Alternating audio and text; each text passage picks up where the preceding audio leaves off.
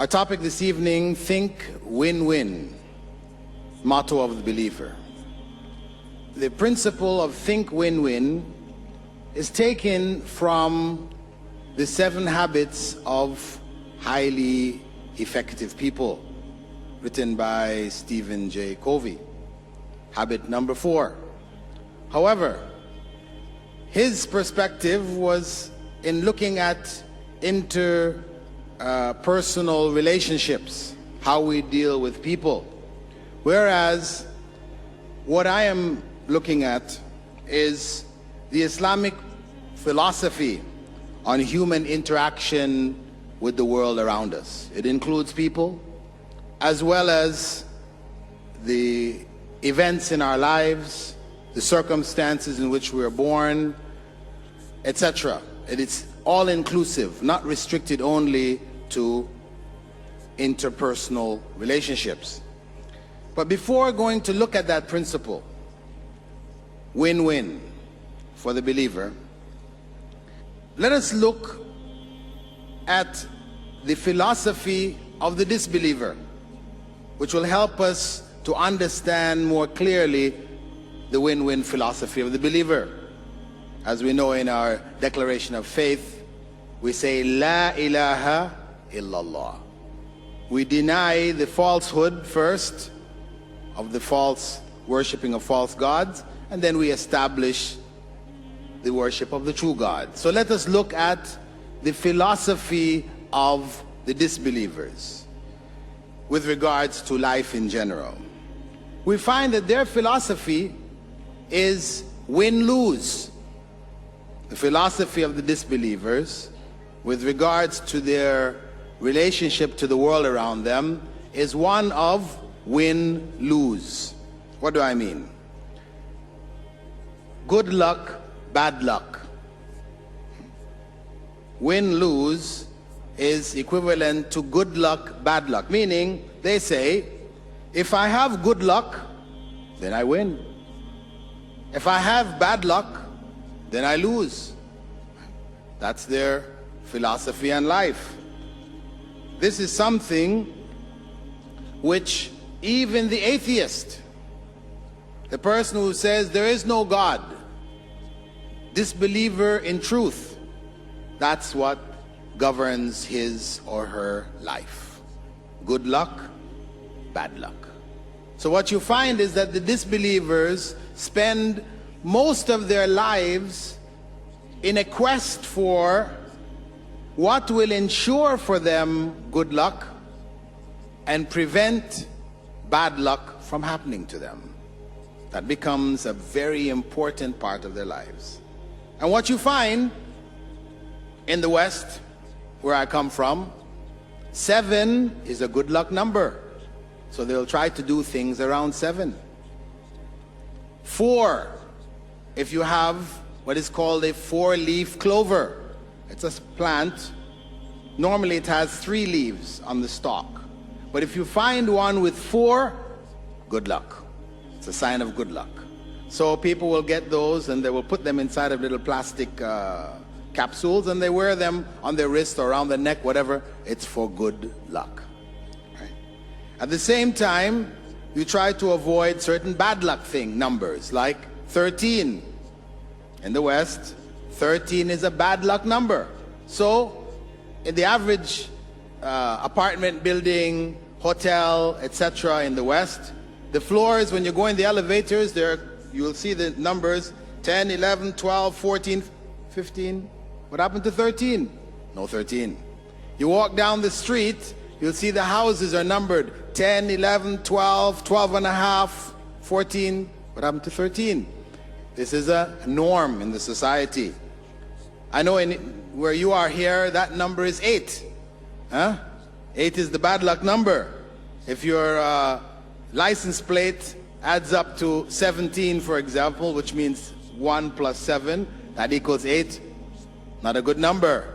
It lowers the value of your car, right? Bad luck.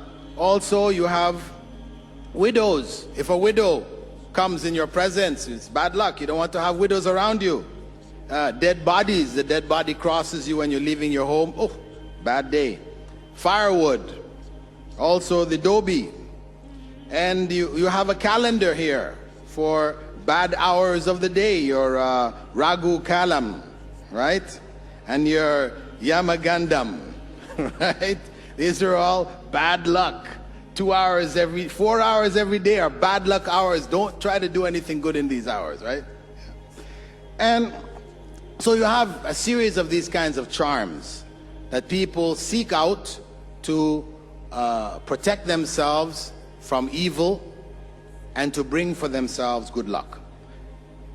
We can laugh about that in regards to other people's beliefs, but unfortunately, cultural Muslims have their own substitutes, don't we?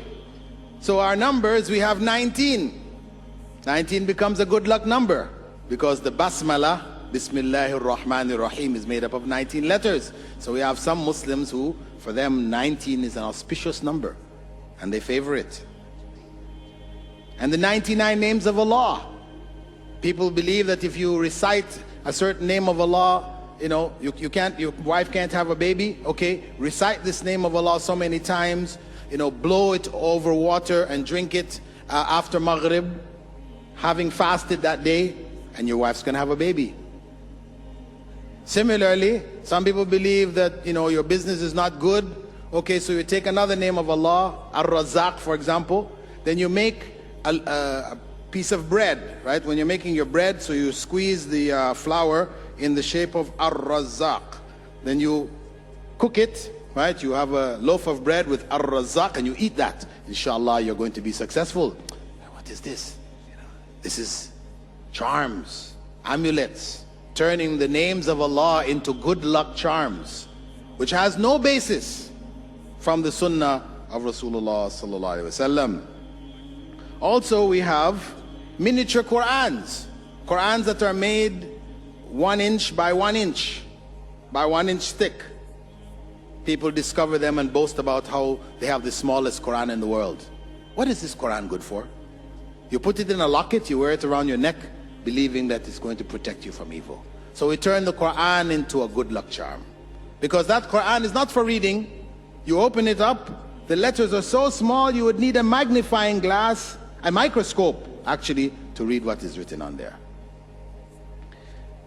So this is the way in general of the disbelievers in general, as well as poor or weak believers, cultural Muslims, Muslims who live by custom and tradition and not according to the Quran and the Sunnah. The Quran and the Sunnah as it was understood by the Sahaba.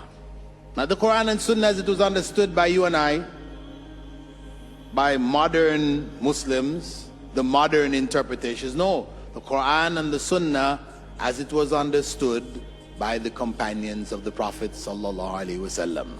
They best understood it.